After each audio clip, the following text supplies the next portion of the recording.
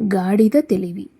రామాపురం అనే ఊళ్ళో సోమయ్య అనే వ్యాపారి ఉండేవాడు. అతని దగ్గర ఒక గాడిద ఉంది. సోమయ్య ఆ గాడిద వీపు మీద సరుకులు ఎక్కించి ఊరూరా తిరిగి అమ్మేవాడు. ఒకసారి పక్క ఊళ్ళో జరిగే సంతకు బయలుదేరాడు సోమయ్య. దారిలో ఒక చిన్న కాలువ దాటాల్సి వచ్చింది. ఆ కాలువ మీద చెక్కలతో చేసిన వంతెన ఉంది. గాడిదను అదిలిస్తూ కాలువ దాటసాగాడు సోమయ్య. కానీ ఆ వంతెన చాలా పాతది. చెక్కలు ఎండకు ఎండి వానకు తడిచి చీకిపోయాయి. గాడిద బరువుకు ఆ వంతెన కాస్త పుటుక్కున విరిగింది. ఒక్కసారిగా మూటతో సహా గాడిద కాలువలోకి కూలబడిపోయింది.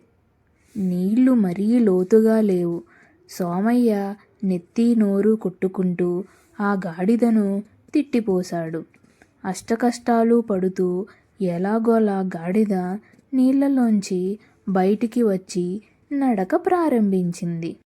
గాడిదకు రాను రాను గాలిలో తేలుతున్న అనుభవం కలిగింది. అంతకు ముందు వీపు మీద ఉన్న మూట ఎక్కించినప్పుడు చాలా బరువుగా ఉన్నది. ఆ మూట ఇప్పుడు బాగా తేలికగా మారిపోయింది. కొంత దూరం వచ్చేసరికి గాడిద వీపు మీద మూట చాలా తేలికగా మారింది. ఆ అద్భుతం ఏమిటో గాడిదకు అంతుపట్టలేదు. కానీ దారి పొడుగునా సోమయ్య గాడిదను తిడుతూనే ఉన్నాడు.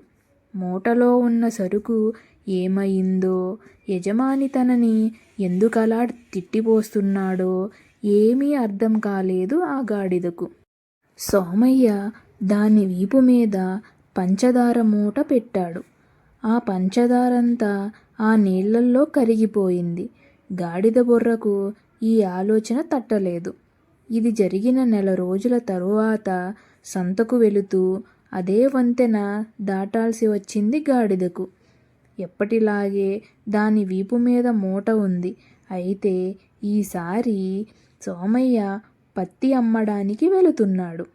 ఆ వంతెన చూడగానే గతంలో జరిగిన అనుభవం గుర్తుకు వచ్చింది గాడిదకు. ఈసారి కూడా బరువు తగ్గించుకోవాలని ఆశతో కాలు మడత పెట్టి నీళ్లలో కూలబడింది. నీళ్లలో తడిసి పైకి లేవబోయింది. వీపు మీదున్న బరువు తగ్గకపోగా రెట్టింపయింది. ఎందుకలా జరిగిందో గాడిదకు అర్థం కాలేదు. లేవలేక ఆపసోపాలు పడుతూ అతి కష్టం మీద నీళ్లల్లోంచి బయటికి వచ్చింది గాడిద. దాని బరువు రెండింతలైపోయింది. బరువు పెరగడంతో అడుగు ముందుకు పడడం లేదు. యజమాని చేత దెబ్బలు తింటూ నడవలేక నడుస్తూ సంత దారి పట్టింది గాడిద. మరిన్ని మంచి కథల కోసం నా ఛానల్ని సబ్స్క్రైబ్ చేయండి. అలానే గంట సింబల్ని ప్రెస్ చేయండి.